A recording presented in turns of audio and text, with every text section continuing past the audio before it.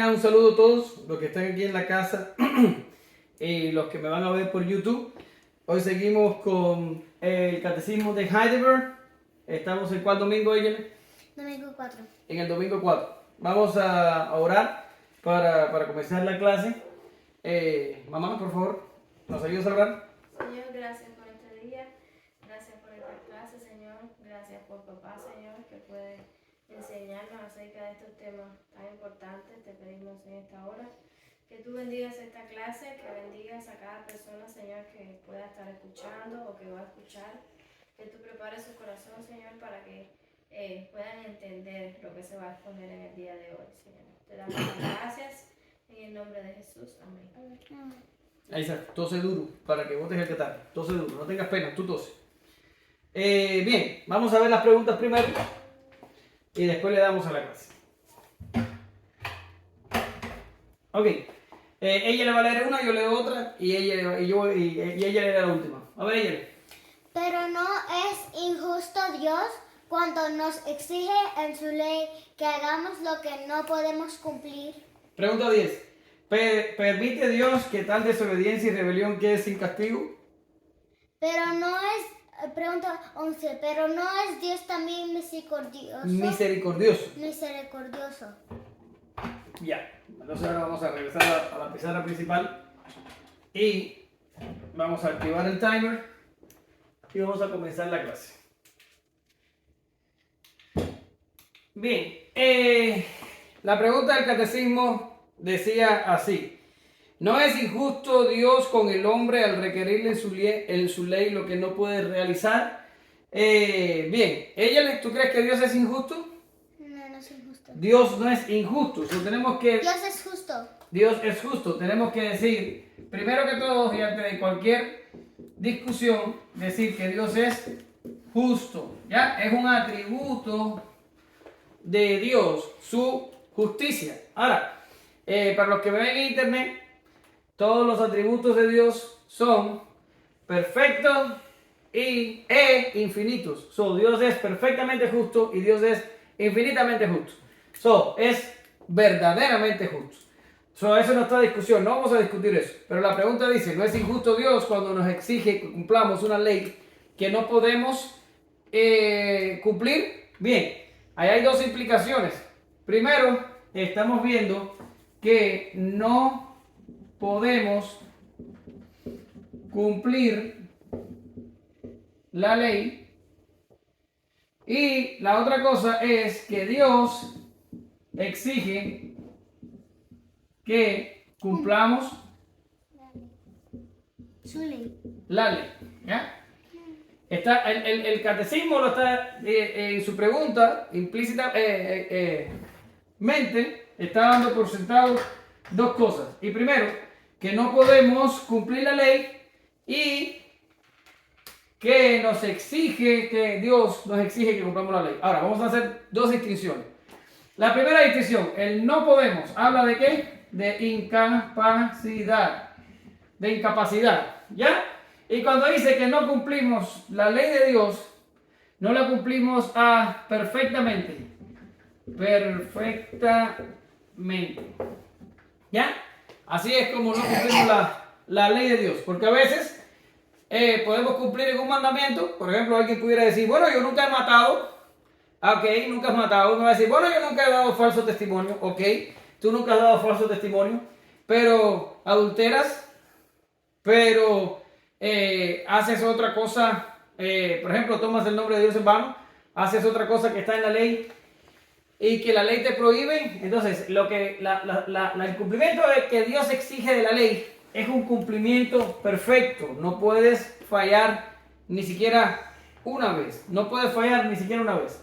Ahora, estamos tomando por sentado que el catecismo dice que tenemos una incapacidad para cumplir estas cosas. Sin embargo, y a pesar de todo, Dios exige que la cumplamos. Entonces ahí es cuando nos preguntamos, ¿es justo Dios al hacer esto? Es como que yo le diga ahora a Eisa, sale volando por ahí para allá. Esa, por más que lo intente, no va a poder volar. Y los seres humanos no tienen una incapacidad para cumplir la ley. No pueden cumplirla. La Biblia dice que no puede entenderla, que no puede cumplirla, que no la desea. ¿Ya? Ahora, vamos a entrar entonces en el debate. ¿Es justo Dios o injusto al hacer esta exigencia? Y todo debate que tenga que ver con estas cosas nos lleva irrevisiblemente al principio. Y los que vieron la clase pasada van a pensar que yo estoy reiterando, pero simplemente no lo estoy. Estoy respondiendo a la pregunta del catecismo, aunque esté tomando elementos que ya enseñé la clase pasada. Pues yo me imagino que no van a tener problema ustedes de ayudarme a responder esto. ¿Y vamos a irnos a dónde? ¿A cuál libro vamos a irnos?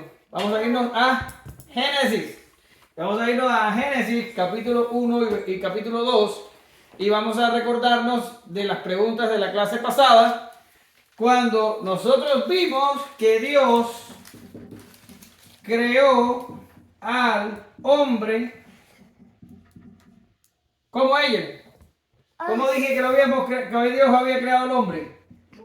Sin pecado. Creó al hombre sin pecado. ¿Ya?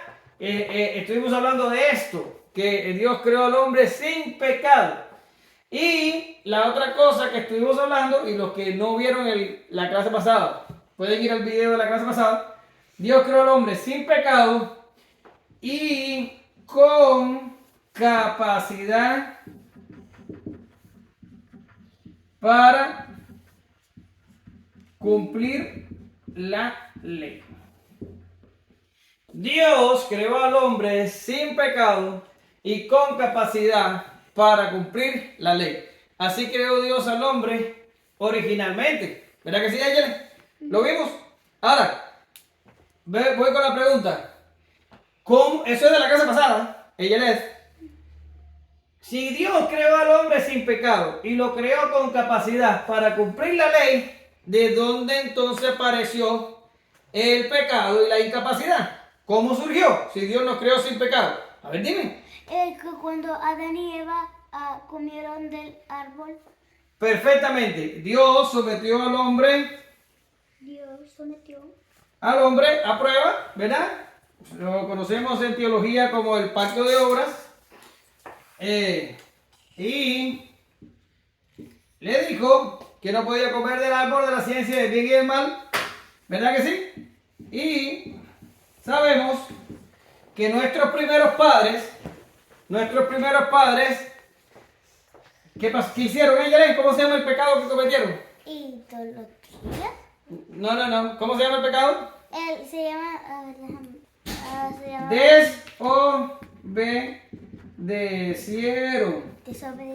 Desobedecieron, comieron del árbol. ¿Y qué le pasó a la raza a ellos? ¿Qué le pasó a la raza? Se volvieron pecadores. Cayeron.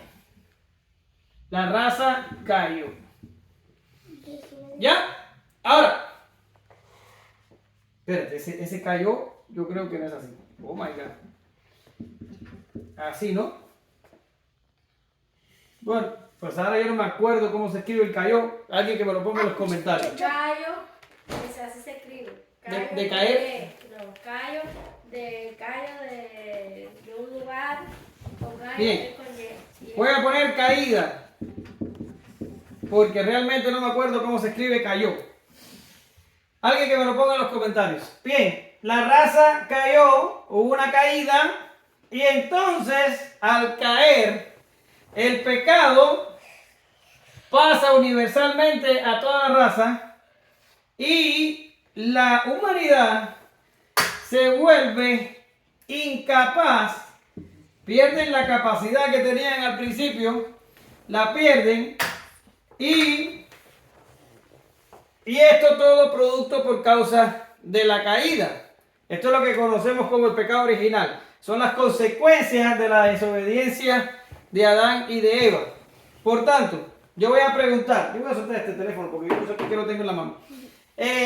Yo voy a preguntar, ¿de quién es la culpa de haber desobedecido? De Eva. de Adán y de Eva. No le eches solo la culpa a la pobrecita. Adán y Eva desobedecieron, sobre ellos es la culpa. Yo te voy a preguntar, ¿es la culpa de Dios? No.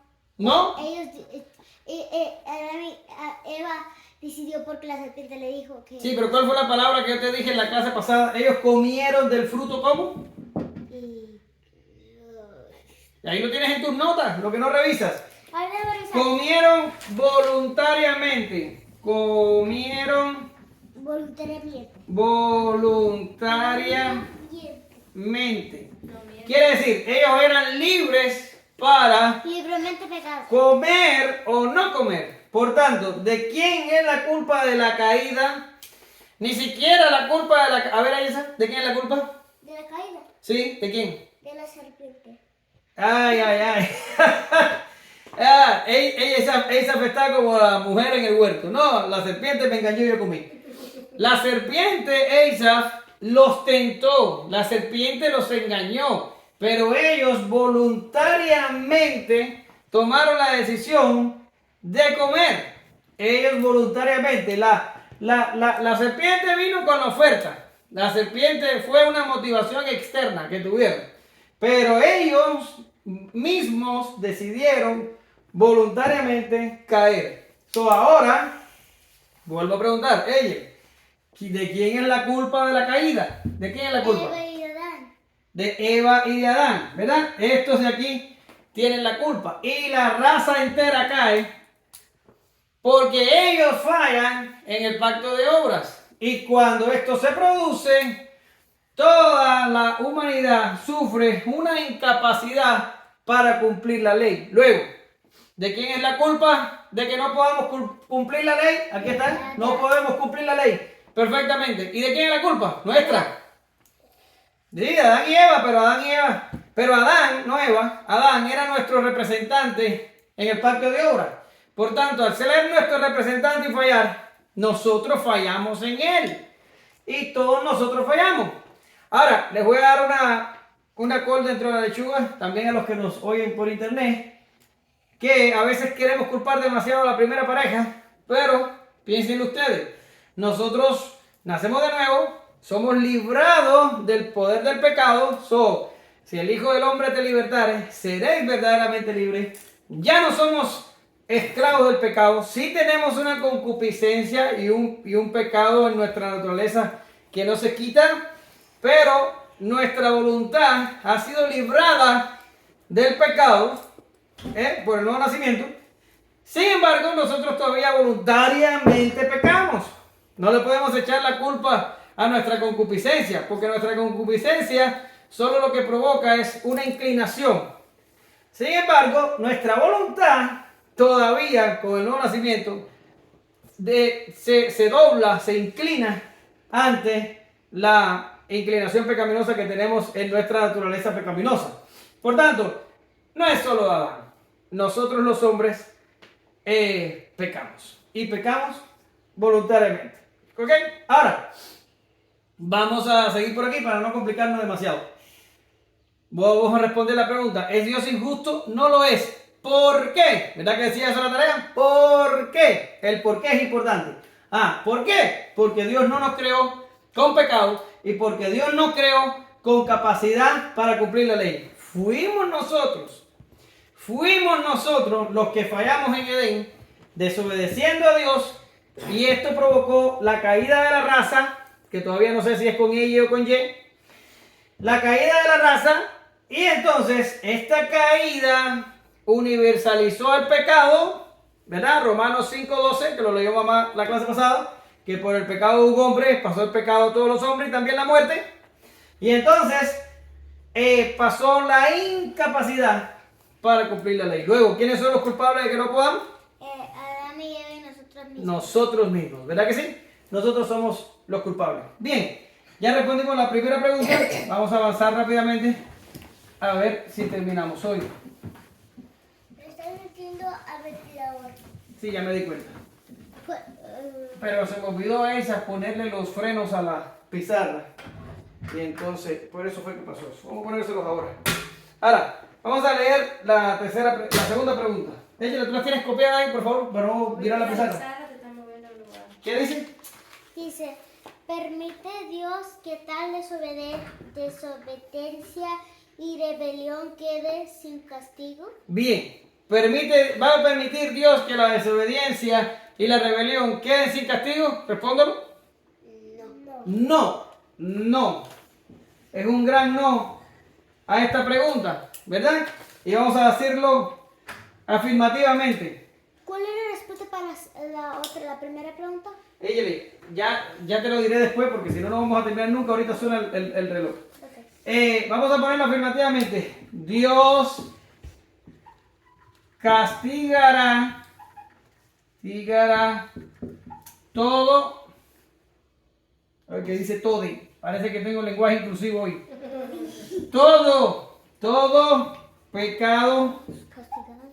y rebelión. Ahora, ahorita teníamos aquí en la pizarra, que no sé por qué lo borré, un cuadrito que decía, Dios es justo.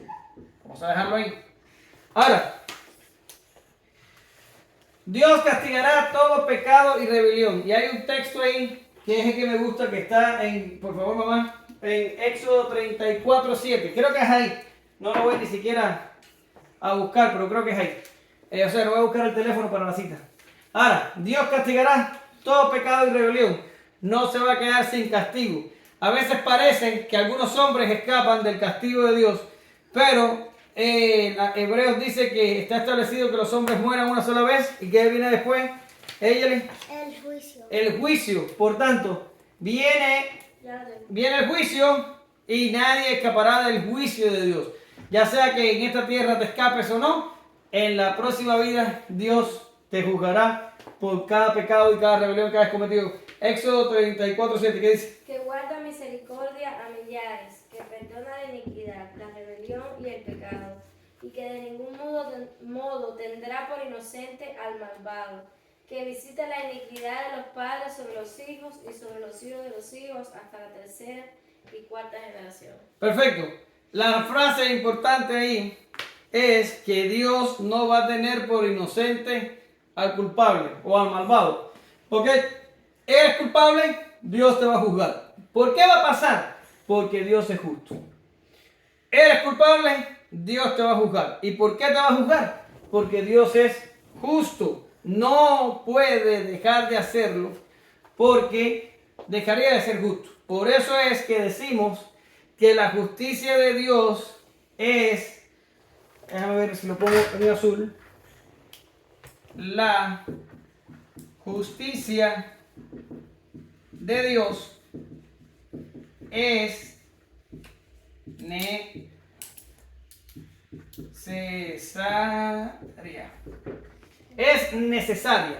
¿Ok? Necesaria. Cuando decimos que es necesaria, nos estamos refiriendo a que por necesidad tiene que acontecer. No va a dejar de acontecer. ¿Ok? Eso es cuando usamos la palabra necesaria en teología. Estamos diciendo que algo va a acontecer y no hay otra posibilidad. La justicia de Dios es necesaria. ¿Por qué es necesaria? Porque dice Pablo que todos estamos bajo pecado. Todo hombre ha pecado. Todo hombre ha hecho lo malo, ¿verdad? Eso lo vimos en la primera clase. Por tanto, como todos somos pecadores porque pecamos y porque somos pecadores pecamos, la justicia de Dios es necesaria. Para que Dios no pueda mostrar su justicia, no pudiera haber en el universo ni siquiera un pecado. Y de hecho hay muchos.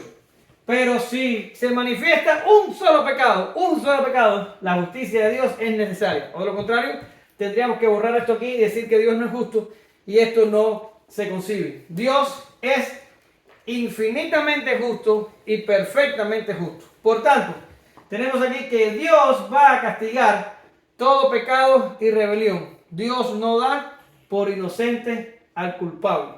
Ahora, tenemos una pregunta que ha dado mucho que hablar en esta casa por la tarea y en la tercera, y es que dice, ¿pero acaso no es Dios misericordioso?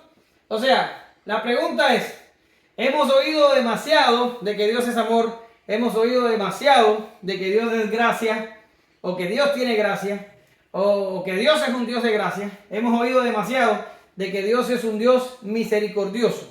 Pero ahora estamos hablando que Dios va a castigar todo pecado y rebelión, y estamos hablando que la justicia de Dios es necesaria. Ciertamente va a acontecer. Es necesaria. Ahora, ¿dónde queda entonces la misericordia? Voy a hacer la pregunta al revés. Ella. No, tú no. Esa.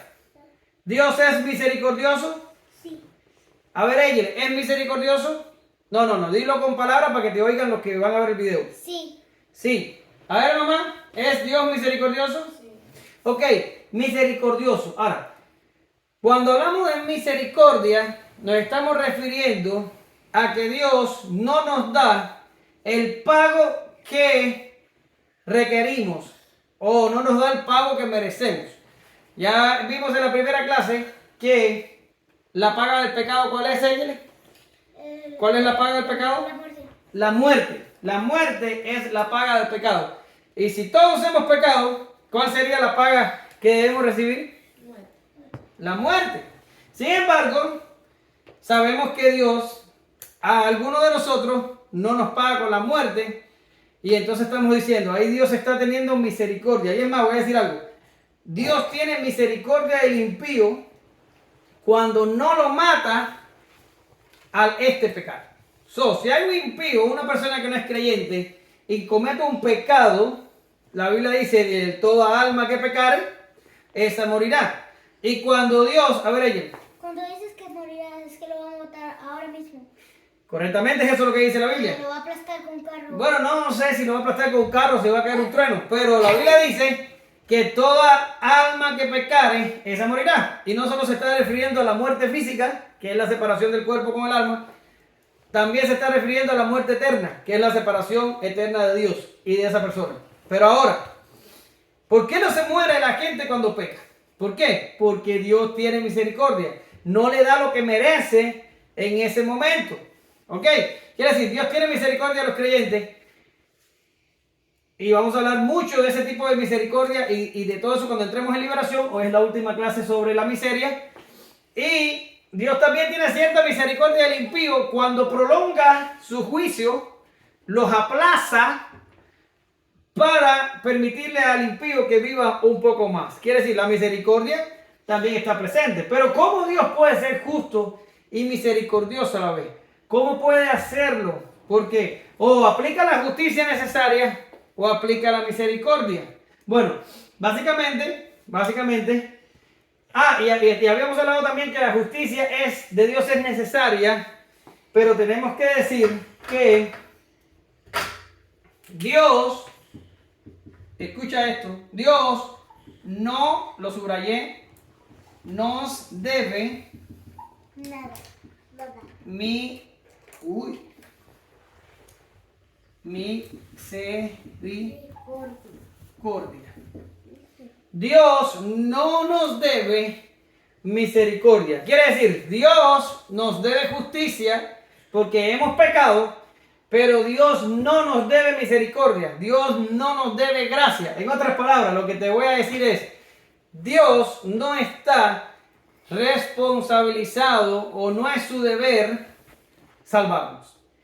No es su deber salvarnos. Es más, te lo voy a decir de otra manera. Si Dios manda a todos los seres humanos a la condenación eterna, mostrando que es un Dios justo y todos los seres humanos han pecado, si Dios nos manda a la condenación eterna, esto es un acto totalmente justo de Dios. Nos merecemos la condenación eterna. Dios no nos debe misericordia. Dios es misericordioso porque quiere. Dios tiene misericordia de nosotros porque quiere. Pero no es lo mismo querer a tener. ¿Lo entienden así? Ahora, la última pregunta, ¿cómo es Dios misericordioso? Porque Dios tiene que, y esto es importante que lo entiendan, y está un poco difícil para niños, pero por alguna causa Dios guió a estos hermanos a poner la pregunta en el catecismo y qué podemos hacer nosotros ahora. Pero para Dios poder usar misericordia, para Dios poder tener misericordia, Dios tiene que cobrar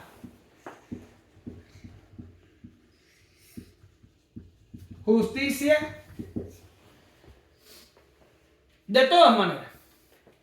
Ahora, tenemos a un hombre que usted si quiere le puede poner su nombre si es creyente. Ella le puede ponerle ella, o yo le puedo poner a mi hombre Omar. Bueno, a ella le tendríamos que hacer una niña. Pero bueno, un hombre genérico, ¿ok? Ahora, si Dios quisiera tener misericordia de este hombre, lo que Dios tiene que hacer es cobrar su justicia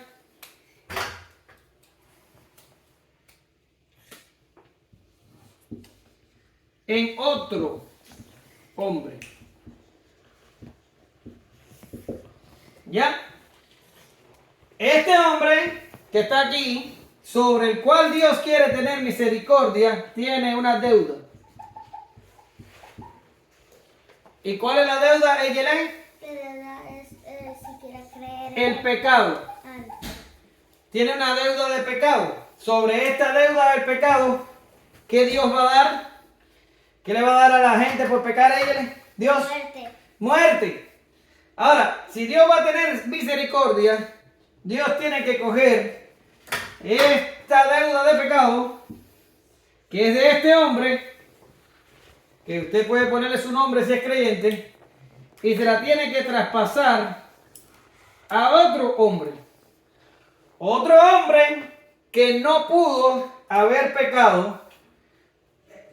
Otro hombre sin pecado. Tiene que ser sin pecado, porque si el hombre este sustituto, tuviera pecado, entonces él mismo tendría que conseguirse otro hombre que pague por sus pecados. Y esto caería en un ciclo sin fin de hombres pagando por hombres, pagando por hombres. Por tanto, esto no va a ningún lugar. Ahora, necesitamos un hombre sin pecado que cargue con la deuda de pecado de este hombre para que Dios pueda tener misericordia. Porque lo que sí es verdad, y lo vimos en la pregunta anterior, es que Dios tiene que ser justo con esta deuda de pecado. Como yo digo en muchas clases, en teología, la culpa no cae al suelo. Alguien tiene que pagarla. O la paga el pecador que la comete, o la paga el sustituto.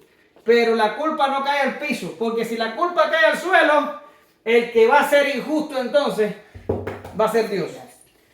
No va a pasar. Dios va a cobrar la deuda del pecado. Pero si Dios va a tener misericordia del hombrecito en rojo, Dios tiene que tomar su deuda de pecado y transmitirla o imputarla, hablando teológicamente, a otro hombre que no tenga pecado. ¿Y cuál es el único hombre que no ha tenido pecado y que no ha cometido pecado en toda la historia de la humanidad? Cristo. ¿Ella? Cristo. Jesús, Cristo, Jesucristo, como usted le quiera decir, pero sabemos quién es, ¿verdad? Entonces, este hombre que no tiene pecado es Cristo, el Mesías, Jesús de Nazaret. Cristo es ese hombre. Entonces, ¿cómo Dios puede ser justo y misericordioso al mismo tiempo? Porque Él tiene que ser justo necesariamente y quiere tener misericordia voluntariamente. Si Dios quiere hacer esto, Dios tiene que coger la deuda de la persona por la cual quiere tener misericordia y tiene que imputarla en otro hombre. No puede ser un animal. Los animales del Antiguo Testamento cubrían el pecado, no lo quitaban, solo lo cubrían. Aplazaban la ira de Dios, pero no lo cubrían. No lo quitaban, lo cubrían. Ahora, para que el pecado sea expiado, para que la deuda de justicia sea cumplida, para que Dios esté satisfecho, tiene que ser otro hombre, porque en Edén el que pecó, ¿qué fue? Un hombre. Entonces, Dios tiene que coger este pecado e imputarlo en este hombre sin pecado para que la justicia sea satisfecha y entonces finalmente se pueda borrar la deuda de pecado de este hombre que está aquí, y entonces decimos que Dios tuvo misericordia de él. ¿Cómo puede ser Dios misericordioso y justo al mismo tiempo? Porque carga en Jesucristo los pecados de aquellos de los cuales tendrá misericordia. En la única manera, porque Dios tiene que ser las dos cosas al mismo tiempo, o al menos tiene que ser justo, porque la justicia es necesaria, la misericordia no se debe. Dios puede ser justo sin ser misericordioso, pero si Dios quiere tener misericordia, Dios tiene que cumplir su justicia por medio de un mediador, por medio de un sustituto. ¿Lo entendiste, Yelena? ¿Ok? ¿Puede ser Dios misericordioso? Sí, pero tiene que cobrar en Jesucristo, porque la culpa no va a caer al piso. ¿Lo entendiste, mamá? ¿Sí? ¿Lo entendiste? Ok, bien. Eso es todo. ¿Preguntas? No sé ni cuánto tiempo me queda, pero ya se acabó la clase. 53 segundos. ¿Preguntas, Angel? Rapidito, que se acabó. Si alguien bien pecador y quiere creer en Jesucristo, pero quiere creer en Él, pero no puede creer en Él, ¿qué hace Dios? ¿Lo ayuda? Liberación. Empieza la clase que viene, Angel. En la clase que viene vas a aprender cómo nos ayuda Dios, pero por ahora nos quedamos con la miseria. Y voy a decirles algo a ustedes, y voy a decir algo a los que me ven por internet, porque yo sé que me ven niños, pero también sé que me ven adultos. Y esta es la cosa, me voy a tomar un segundito para decirlo. Toda teología sana y bíblica comienza conociendo la miseria del hombre. Si no tenemos, se los digo, que ya se me había terminado el tiempo, pero rapidito, toda buena teología y toda teología bíblica tiene que partir de la base de cuán incapacitados y cuán miserables somos los seres humanos por causa del pecado. Si no entendemos esto, si esto no lo entendemos, nunca vamos a entender lo que viene después, que es la liberación. Nunca vamos a entender nada si no trazamos bien y correctamente cuán grande es nuestra miseria, cuán profundo es el pecado, cuán ofensivo es a la vista de Dios. Esta es la base para toda teología sana. ¿Ya? En los cánones de Dort, ellos lo trazan de esta manera, con la T, en el tulip, ¿verdad? Y ellos empiezan con total depravación. Ellos hablan de que el pecado nos incapacitó y básicamente el hombre está muerto en sus delitos y pecados, no puede responder a Dios, no puede sujetarse a la ley de Dios, no la entiende, no la conoce, no la quiere, y la situación del hombre no es un hombre enfermo que puede curarse, no es un hombre en una cárcel que puede ser liberado, no, es un hombre muerto en delitos y pecados. Si no entendemos la miseria del ser humano, jamás podamos tener una doctrina bíblica de la salvación. Vamos a tener cualquier tipo de doctrina falsa de salvación por obra, pero no vamos a tener la doctrina bíblica de la salvación.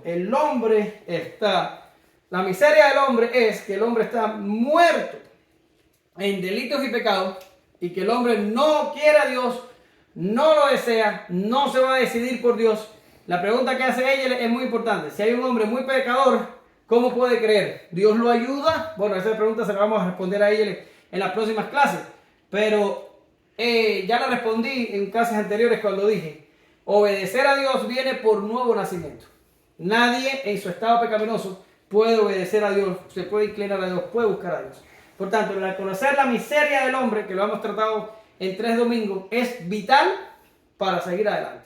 Tenemos que entender esto. El hombre está muerto y nadie excepto Dios puede sacarlo de donde está. Esa es la verdad de la parte de la miseria. Bien, bien. Esto es todo lo que tenía para ustedes. Saludo a Liz y a Derek, que van a estar viendo este video, y también a Daniel y a Roxana, que lo están viendo en Cuba. Solamente los saludo a ellos porque en los primeros son mis alumnos y los segundos exigieron los saludos. Si alguien quiere saludos, que me lo ponga en los comentarios y los saludamos en la próxima clase. Si tienen preguntas sobre todos estos temas, pónganme en los comentarios y vamos a ver cómo hacemos otra clase para adultos o para los que hacen preguntas, para entonces nosotros responderles.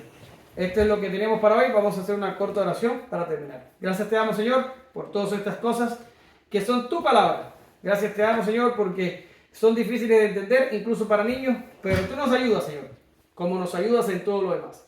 Bendícenos, ayúdanos y prospéranos en el conocimiento y la gloria de ti. En el nombre de Jesús, amén. Gracias, Señor.